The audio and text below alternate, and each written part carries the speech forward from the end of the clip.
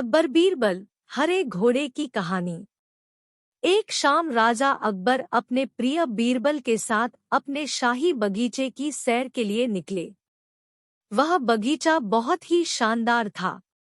चारों ओर हरियाली ही हरियाली थी और फूलों की भीनी भीनी खुशबू वातावरण को और भी खूबसूरत बना रही थी।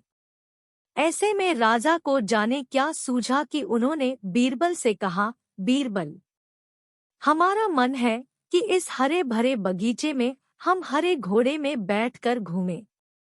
इसलिए मैं तुम्हें आदेश देता हूँ कि तुम 7 दिनों के अंदर हमारे लिए एक हरे घोड़े का इंतजाम करो। वहीं अगर तुम इस आदेश को पूरा करने में असफल रहते हो तो तुम कभी भी मुझे अपनी शक्ल न दिखाना। इस बात से राजा व बीरबल दोनों वाकिफ थे कि आज तक दुनिया में हरे रंग का घोड़ा नहीं हुआ है। फिर भी राजा चाहते थे कि बीरबल किसी बात में अपनी हार स्वीकार करें। इसी कारण उन्होंने बीरबल को ऐसा आदेश दिया। मगर बीरबल भी बहुत चालाक थे। वो भली भांति जानते थे कि राजा उनसे क्या चाहते हैं। इसलिए वो भी घोड़ा ढूंढने का बहाना बनाकर 7 दिनों तक इधर-उधर घूमते रहे। 8वें दिन बीरबल दरबार में राजा के सामने पहुंचे और बोले, महाराज, आपकी आज्ञा के अनुसार मैंने आपके लिए हरे घोड़े का इंतजाम कर लिया है, मगर उसके मालिक की 2 शर्तें हैं।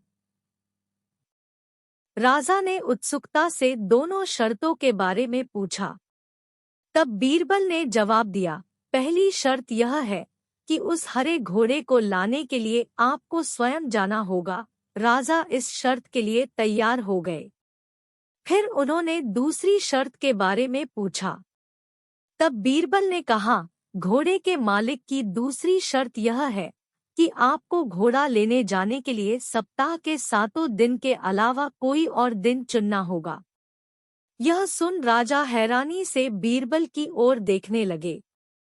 तब बीरबल ने बड़ी सहजता से जवाब दिया, महाराज, घोड़े का मालिक कहता है कि हरे रंग के खास घोड़े को लाने के लिए उसकी यह खास शर्तें तो माननी ही होंगी।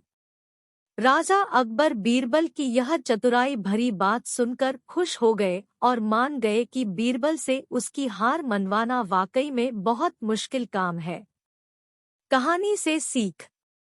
यह कहानी हमें यह सिखाती है कि सही सूझबूझ और समझदारी के साथ नामुमकिन लगने वाले काम को भी आसानी से किया जा सकता है।